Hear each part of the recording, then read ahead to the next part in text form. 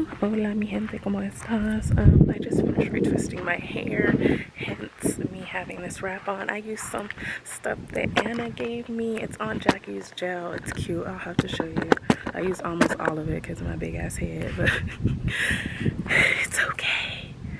So, what I wanted to talk to y'all about, my battery is gonna die, of course, was the complex nature of mother-daughter relationships.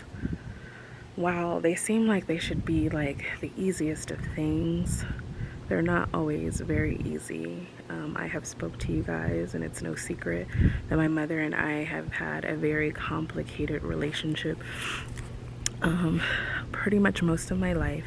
Up until 2016, we pretty much had a very complex relationship, and I'm glad that that part is over between us. But looking at other relationships between mothers and daughters just lets me know that this is a very complicated situation, much like mothers and sons. I don't know why it should be so hard to love, but sometimes when you aren't loved yourself, or you go through a period of not loving yourself, it's hard to give something you didn't give, or something that you didn't understand yourself. I took all the stuff that I didn't get and I gave it to my kids. Was it perfect? No. Am I perfect? No. Are there things I want to change? Yes. I was just talking to my son about quite a few of those things, actually. But I did the best with what I had. Someone very, emotions, bitch. Someone very, very close to me has a very complex relationship with their mother, and it answers some questions sometimes, like how people push people away and stuff like that. It's a fear of being close, because if the very being that pushed you on into this world, or you were taken out of, has a hard time loving you, then how can you get close to other people? When this person contacted me, because I don't want to put them out there, I quickly felt the need to go into protection mode, and I was so angry because they don't even ask for a lot, and you can't even come through on the bare minimum. And I, for one, know how that feels. I, for one, have pretty much my whole life asked for the very bare minimum from people, just to treat me the way that I treat you, because I give my heart the way I would want someone to give their heart to me, you know? And when people don't ask for a lot of you, I feel like it's easier for them to let you down versus people who ask for the sun and moon and stars and make it very clear. Because for someone like her and myself, it's very hard to be direct about what you want and what you need and what you desire from someone. I hate this. I haven't had emotions in a while, so it's kind of crazy, but I love her dearly, and it hurt me. It really did. It's even been hours since we've had the talk, honestly, and I'm still feeling the emotion. But when you can't directly ask somebody, when you need that hug, when you need that support, when you need them to say they love you, when you need them to say you're doing a good job, when you need those things from someone and you don't ask because you're afraid of not getting the one thing that you actually will ask for. And it just sucks to not be able to come to the person that brought you into this world and ask for the things that you need, that are not even monetary. You know, they're not even monetary things. They're things that often go overlooked. There's like things saying you're doing a great job, and you are, by the way. You're a great person, you're a great mother. It's the things of like a tight embrace, just to be like, I got you, baby girl, you know, just things, small things like that. I've had so many people let me down, and I just try, my dumbass tries to stay positive about it, even when I know that things are not going to go as planned, because I've been let down so many times dating back to my childhood.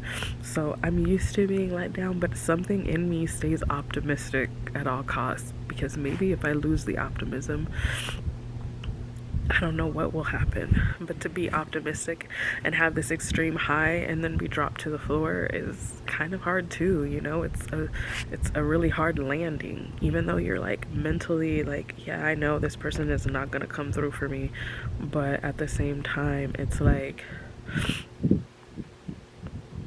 I'm hoping this person comes through for me, you know.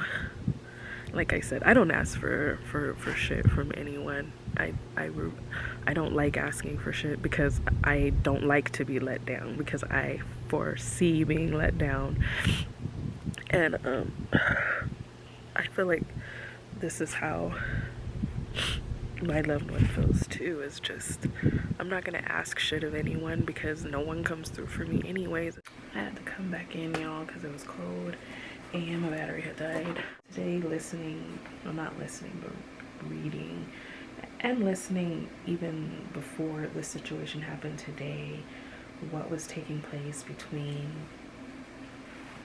my loved one and their mother was disheartening, because I know in reality they wanted to be excited, they wanted to get happy, they wanted to be able to enjoy and take in all the moments they could with their mother. But it doesn't always happen that way, and sometimes we try to make the best of a situation even when it's not good, it's not favorable. She was able to do something that I'm not able to do. Once I feel like I am being put in a place of like, I can't fuck with you anymore, I usually just completely shut down all the way. And maybe I won't say like the cruelest thing, I'll definitely think them, but maybe I won't say them, but I'll think them. But it will create this big huge barrier in between me and that person.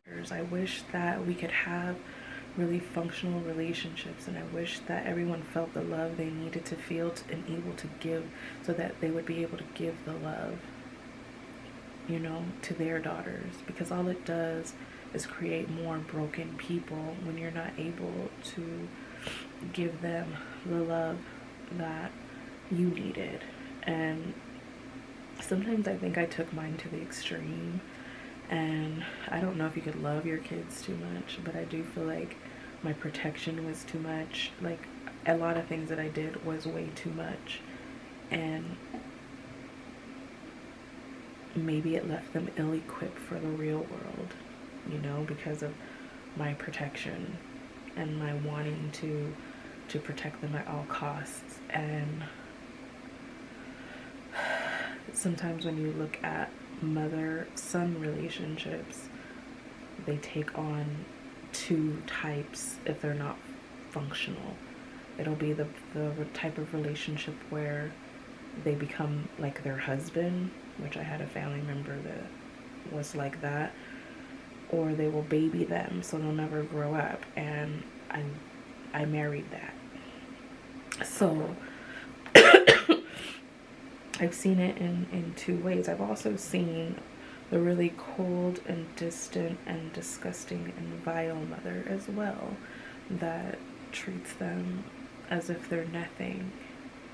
I know a person that I knew in my life, he had this last memory of his mother saying the most awful things to him.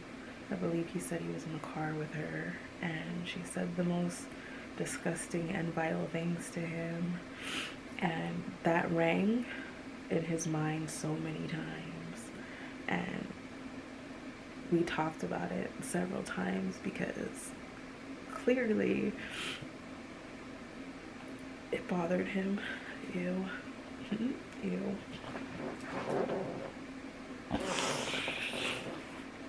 It bothered me too. It bothered me too. It helped me to see why they had problems connecting. There was also things that went on also in life that also could help or didn't help with the connection thing, but it showed like why there is such a huge disconnect between him and women because of the relationship with his mother. And I get that. Like, the very first being that you're supposed to be able to trust is your mother and your father. Because a lot of people that I meet, I feel like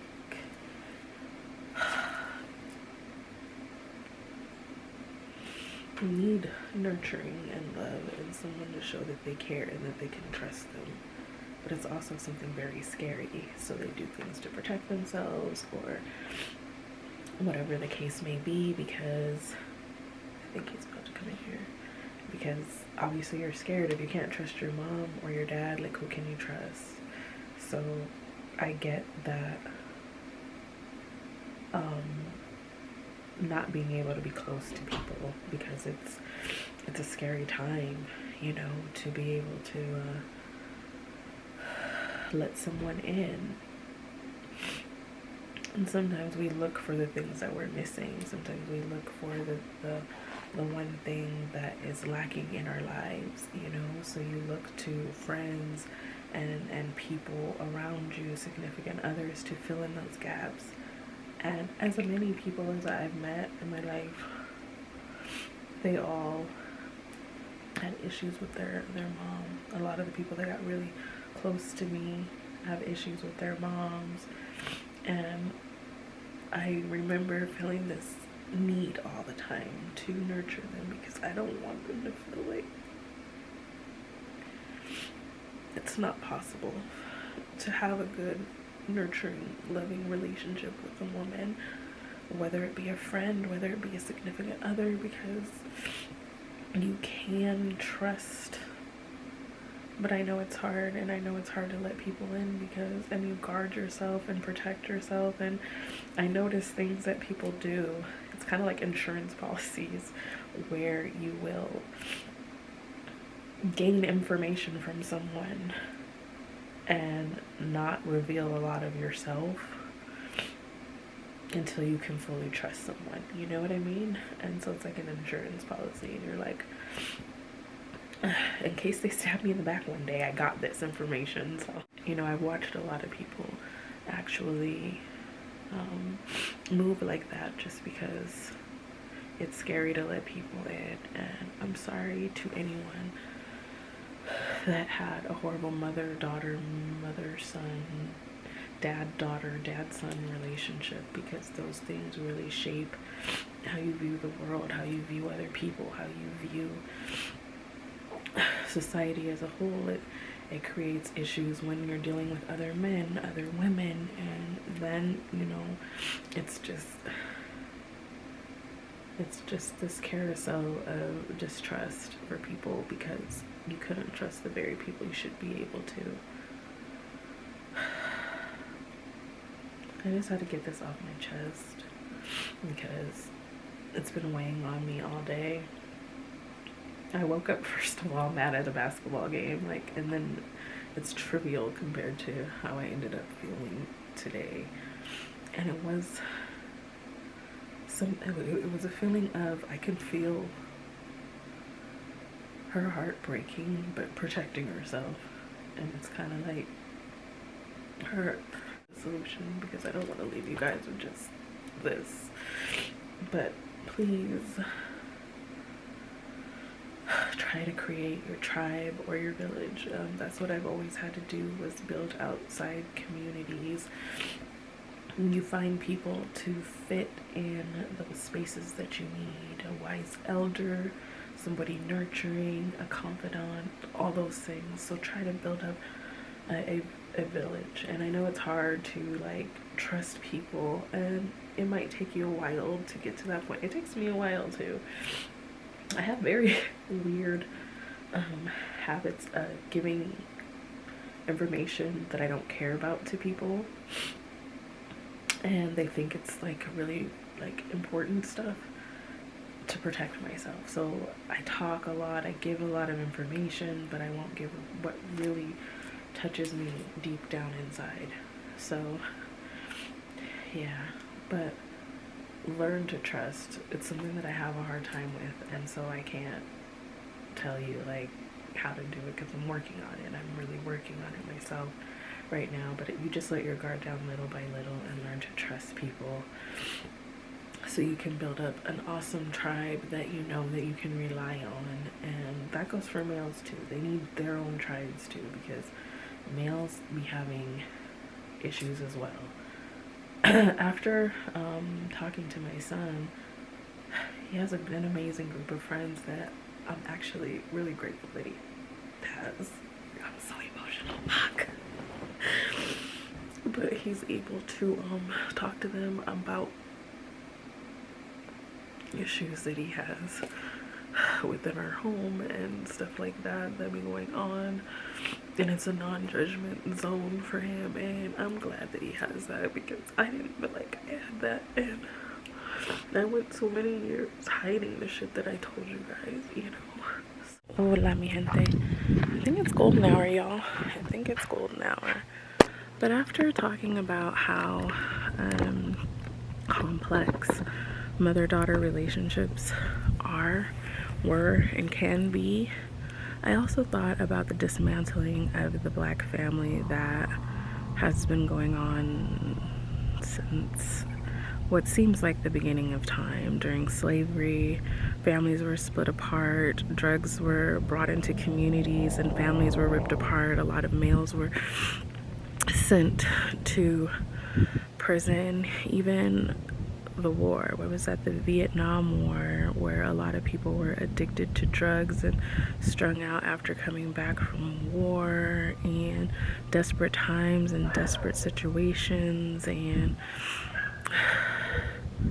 people not being equipped or not even knowing how to be a family because of just no guidelines, no guidance, no examples. Now, there are people that have come from positive environments and have loving families and don't experience trauma, or have worked through their trauma and have had happy, functional families, which is what I hope for everyone. But there are a large portion of people, not even just in the African American community, but all communities, that have dysfunctional families. And even if you look at mine and how you can make something look so good, and hearing my friend say, I looked up to you guys, she's like early 30s, and she was talking about like when we let her stay with us and how she would come through and how the family looked to her. How complex it is to be a daughter needing your mother when the mother has no idea how to mother, and how complex it is to be a son needing a father and their guidance when they have no idea how to guide you. Like when you have someone reaching out to you and asking you, without asking you, for this love, acceptance, affection, just a moment of saying, I'm proud of you. I just wish that all mothers would take the time to like try to figure out the cues. You're not going to get them all, you're never going to get them all, but just to look at your child and see the cues. It's not easy as like knowing, you're wet, your diaper is wet. You know, as they get older, it becomes more complicated and they have the choice whether or not to open up to you or not. But just to look at those cues and say, I can tell my daughter needs a hug. I can tell right now she's in a position in life where things are new to her and she needs guidance and help. And maybe I don't know all the answers, but I'll give the answers that I do know, and we can learn together. So a few things that were on my mind, and let me go in because I'm tired of getting emotional today. I've had like a time off where I felt like I didn't have emotions for a minute, and here I am today because my friend's heart is broken, feeling all these emotions today. So I'm just like a big fucking crybaby. If no one told you today, I love you, te quiero mucho, and I will see you in the next video. I'm sorry it's ending like this. Like, I really like to be solution based, but when I get overly emotional, I can't even function. So I'm gonna go in, see if my salmon is thawed out, and cook dinner. Oh, I don't have my watch on, but I'm thinking it's about to be 1700 or so with the sun setting and all. So I need to eat before 17:30, and yeah, I'm gonna see you guys later. Also, I gotta redo this gosh darn ghetto ass tree that we did. So I will see you guys later. Let me go to the bathroom too because my stomach.